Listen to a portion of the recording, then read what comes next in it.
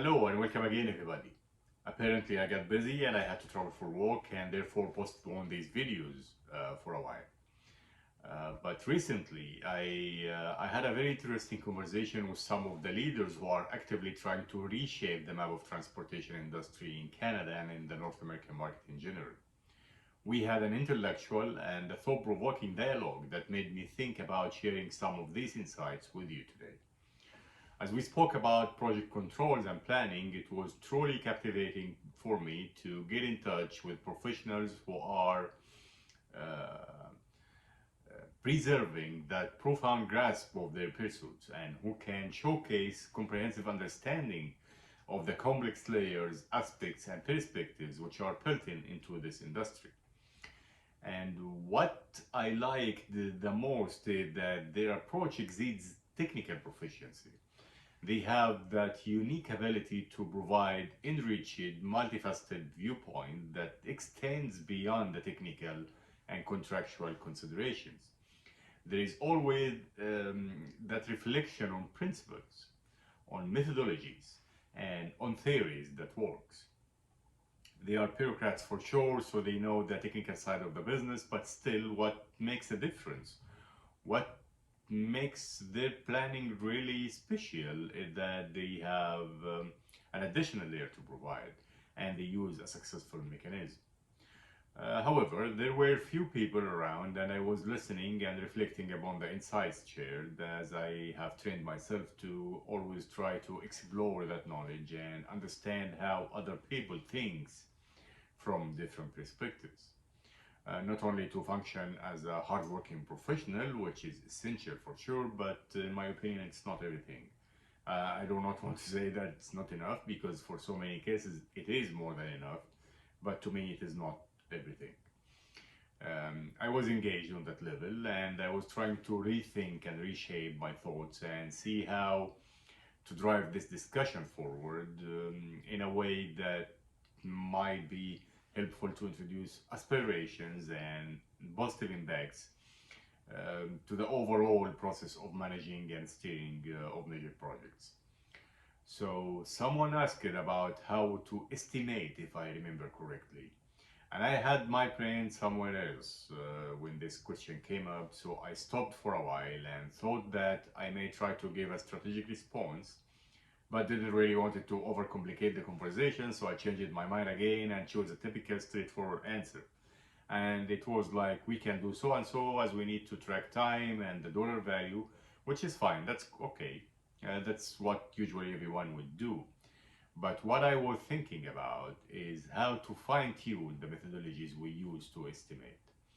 What I really wanted to say is that I'm someone who would take good care of contingencies because if we manage to optimize contingencies and make it realistic as much as we can, we really made a good job providing a precise estimation and planning. To me, every estimate is a prediction that involves uncertainty, and that's important, and that's one of the core aspects why I consider contingencies um, and give it really a high weight in the estimations. Um, it is mainly something that will allow us to provide proper and accurate forecast of the costs and efforts for a given scope, including defined location and a point of time in the future. So, in order to provide effective estimates, in my opinion, we need to be accurate identifying the scope and apply the most reasonable costs for materials, labor, and resources, knowing that for sure every project comes with specific and different conditions.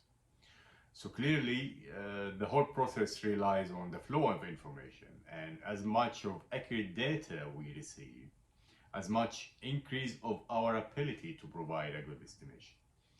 The whole purpose of an estimate is not to generate a report with numbers and figures, but to allow and facilitate the overall process of providing effective and well-informed uh, decisions to the projects, and that's essential and critical because it may significantly impact our organization bottom line. It reflects on our reputation, our precision, and our accuracy. So, supporting the decision making to maximize the return on investment is another side, another perspective that we always have in mind when going through estimations. And it applies on all sides of the business, whether if we are acting as contractors, consultants, or if we are working with the client or the owner side. So to me, the whole process revolves around generating direct to the point information sheets that is used to support decision making. And for that, we usually follow a process map and a step-by-step procedures for the total cost and time schedule management, or what is usually named or called as PDCA cycle. The PDCA cycle, which is plan, do, check, assess, and then act accordingly. And in these steps, we are establishing the class of estimate that is going to be correlated with the different stages of the project development by identifying the project work breakdown structure, the key time and cost driver attributes, the relationships, collecting data and information, and providing an estimation that works in line with the current market conditions, which is also a very interesting and important factor that we have to consider. Because market conditions fluctuates. It's not exactly the same in every location, or even in the same location during the different times of the year. It get impacted and changed by supply changes requirements or conditions and so on. So establishing the overall methodology that we plan to put in use is essential, considering these few points that we spoke about. And then we usually move to another step, which is quantification. And we do that by translating the technical scope prepared by the engineering teams into quantities of materials and workforce activities where we apply our pricing and effort estimates. As we need to cost our estimates by applying the base default costs to the scope, the defined scope for sure, and then go to the pricing step by adjusting those default costs for the unique project conditions that we may have. We also have some other steps to consider, including optimization and fine-tuning costs within our estimates, and eventually rendering the estimate into budgets, their packages or whatever is the overall strategy for the planning. But the whole purpose is to support project controls and make sure that we address any specific contract requirements. Finally, we have to review and validate the estimation in consideration of risks and uncertainties. And that's a key point in my opinion. Here comes the major issue to me. That's really why I would take good care of contingencies, because it is critical and it impacts the overall planning and scheduling process. And therefore, for sure, an estimation that doesn't really consider accurate contingencies reserves is an estimation that doesn't work properly, if I would say so. And as I see, contingencies are additional coefficient for risks. And if we are able to control our known risk or known unknowns, it will definitely support the whole process of supporting the steering of projects in the right direction. The contingency reserve is an estimated amount of cost and time added to the project-based estimate in order to cover for the integral project risks. As by some of the definitions, it is what is called the budget within the cost baseline, that is allocated for identified risks which are accepted and actioned upon with the relevant mitigation measures in place, for sure. So in brief, it is a reserve assigned in the budget and in the schedule as a control account usually, and it is expected to be spent. It does not include or covers for scope changes, escalations, or any management reserves.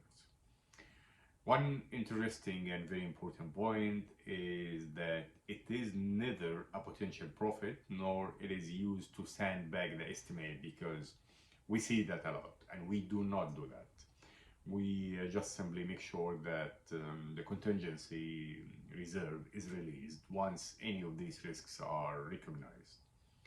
And mainly that's why I would say contingency estimate is critical and very important, because it allows us to be on top of the business, um, and control our unknowns, the ones for sure that we are aware about, specifically in the transit and railway industry. And there are many specific aspects that we have to consider from technical point of view, from interface and integration management point of view, and so on.